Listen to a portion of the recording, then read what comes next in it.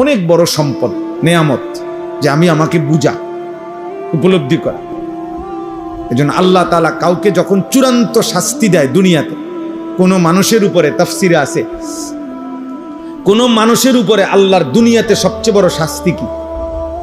দুনিয়াতে সবচেয়ে বড় শাস্তি তাকে আত্মপরিচয় ভুলায় দেওয়া।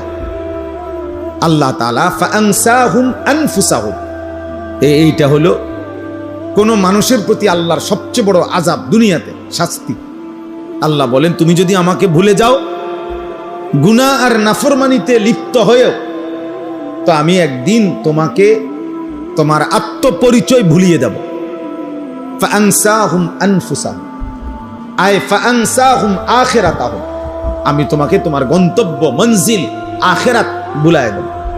ফাআনসাহুম মাসালিহাহুম, কি করলে, কি পথে চললে তোমার কল্যাণ, আমি তা ভুলায় দেব।